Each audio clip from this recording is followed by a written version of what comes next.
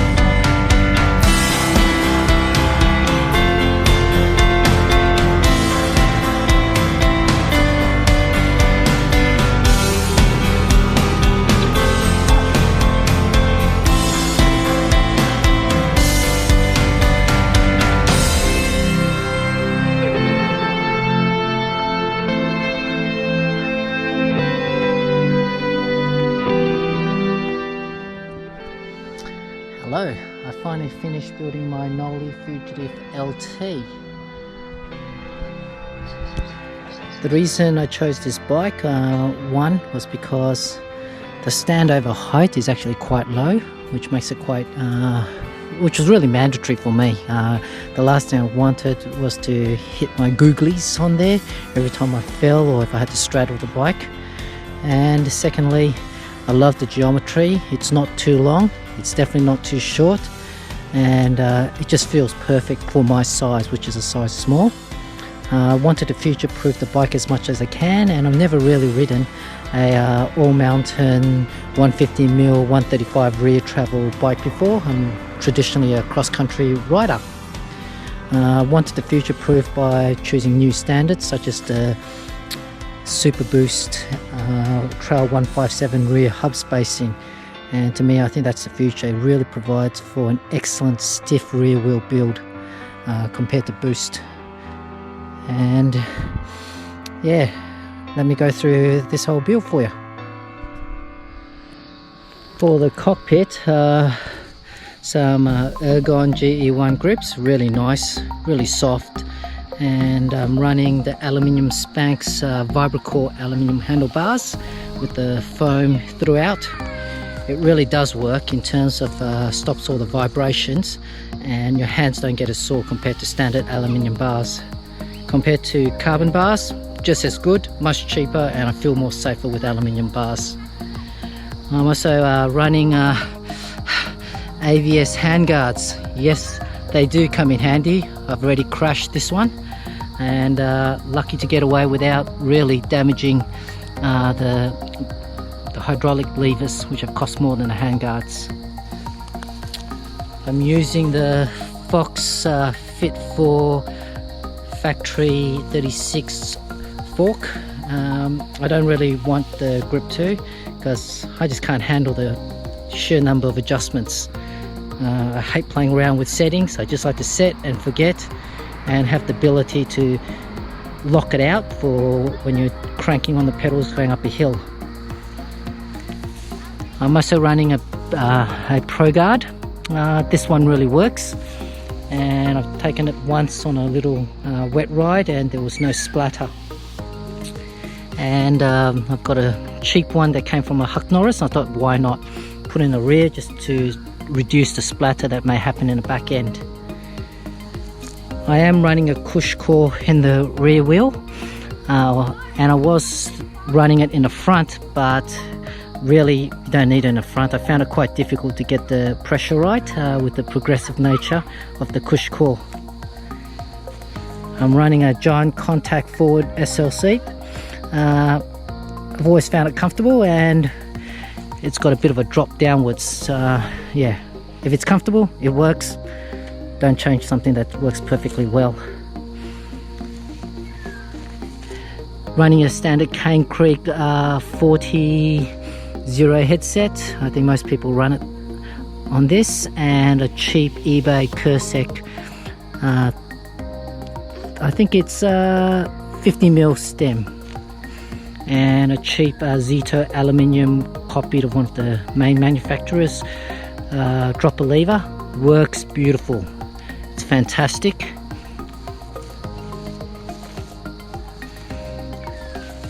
I'm running Spank 90 pedals, Spank spoon pedals. These are really comfortable. The pins are longish, probably prefer a little bit longer, but each to their own. Running a full one-up chain guide as well. This is coming a bit handy already, especially when you hit logs or hopping over logs and you fail, so it doesn't rip out the teeth. For the wheel build, I'm running DT Swiss 350 hubs with a 36 rear ratchet, 350 hubs in the front, E232 rims front and rear, and competition spokes and brass nipples. It's a solid wheel build, and I had it built by the DT Swiss distributor here in Australia. It's very difficult to get cheap aluminium wheels, cheap inverted commas, for the new Trail 157 Super Boost hub spacing. Next to impossible to get with a microspline hub shell to fit the new Shimano 12-speed cassettes. And I definitely don't want a rear wheel to fail, because it would be just a nightmare trying to fix it, especially with the new standards. Overall, I've been pretty happy with the build. It's a nice little present after my expedition, and I've ridden it a few times, and it took a little bit of getting used to, because as I said, I come from really riding cross-country bikes all the time, and this was the first time I've ridden anything with more than 100 mil rear travel and as slack as this. So I'm still getting the hang of it, but the more difficult terrain I've ridden, no problems. Before purchasing the frame and building up the bike, I actually did a lot of research on the web and also on Knolly's website, and one of the best reviews I've read was the, I think, Bike Magazine yearly review, and no point me reviewing it, those guys did a perfect job in a review. Their description analysis, spot on. It's a very heavy bike, but you don't really notice it once you're ploughing through rough rocks and terrain. Overall, got to give it more time to test it out, but pretty happy with it. And with me, I tend to keep my bikes for like 7 years, so this is definitely a keeper.